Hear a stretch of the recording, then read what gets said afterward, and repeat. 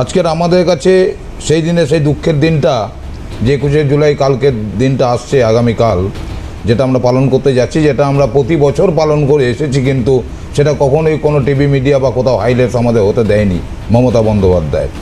আজকের মমতা বন্দ্যোপাধ্যায় এটাকে হাইজ্যাক তো করেছেই, কারণ 21শে জুলাই যেটা হয়েছিল, তোমার মনে থাকবে 89-এর যে বিধানসভা ভোট, তাতে যে সন্ত্রাস চলেছিল, সেই ভোটে কিন্তু তখন কিন্তু কোনোরকম কোনো পরিচয়পত্র দিয়ে ভোট হতো না, শুধু ভোটটা হতো রেশন কার্ডের বিনিময়ে, যার জন্য আইডেন্টিফাই করাটা খুব অসম্ভব ছিল অ্যাকচুয়ালি সেই ভোটার ভোট দিয়ে গেছে কি দেয়নি। যার জন্য আমরা সেই সময় আন্দোলন যেটা যুব কংগ্রেস থেকে করা হয়েছিল, আমি তখন যুব কংগ্রেসের সৈনিক একজন, তো তখন যে আন্দোলনে যেটা আমাদের যেটা বলা হয়েছিল যে আমরা সরকারের কাছে দাবি রাখছি, নির্বাচন কমিশনারের কাছে দাবি রাখছি, যার জন্য আমরা মহাকরণ যাব, যে সঠিক সচিত্র পরিচয়পত্র চাই প্রতিটি ভোটারের, যে সচিত্র পরিচয়পত্র দ্বারা ভোট করলে পরে ভোট লুট, ভোটের যে সন্ত্রাস সেটা হবে না। এটাই আমাদের মূল উদ্দেশ্য ছিল। সেই কারণেই আমরা সেদিনকে মহাকরণের উদ্দেশ্যে আমরা রওনা দিয়েছিলাম।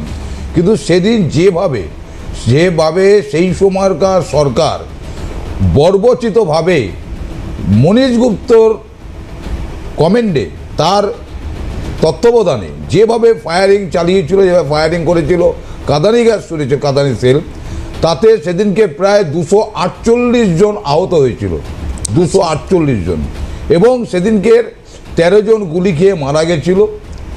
সেই 13 জনের শহীদ দিবস আগামীকাল।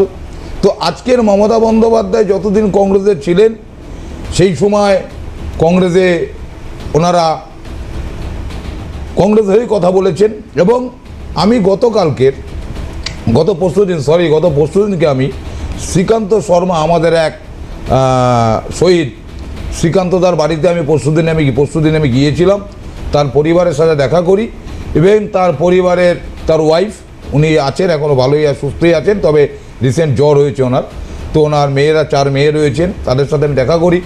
সেইখানে ওনার স্ত্রী আমাকে দেখে যখন শুনলো আমি কংগ্রেস থেকে এসেছি, রাজ্য কংগ্রেসের পক্ষ থেকে, তখন সে কিন্তু উনি ওখানে কেঁদে ফেললেন আমায় দেখে।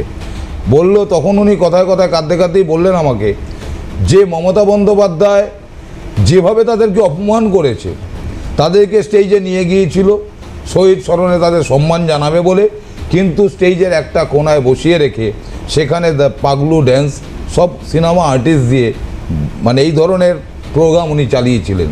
এটা কি সেদিন শহীদ স্মরণ মমতা বন্দ্যোপাধ্যায় করেছিলেন? না, শহীদের পরিবারের প্রতি যে 13 জন যুবকের ওপর দাঁড়িয়ে যে 248 কর্মী, সেদিকে হাজার হাজার যুব কংগ্রেসের কর্মী সেদিনকে রাজপথে কারুর না কারুর কিছু না কিছু হয়েছে, সেই রক্তের ওপর দাঁড়িয়ে মমতা বন্দ্যোপাধ্যায় তৈরি হলো।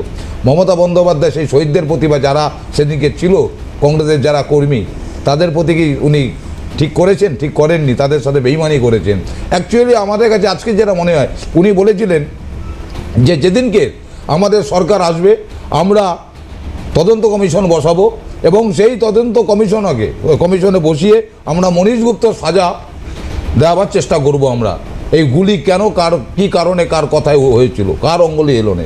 কিন্তু মমতা বন্দ্যোপাধ্যায় যেদিনকে আমাদের সাথে যৌথ সরকারে বসলেন, সেই দিনটা কিন্তু উনি ভুলে গেলেন, এবং মনীশ গুপ্তকে কিন্তু ওনার মন্ত্রিসভায় উনি নিয়ে এলেন।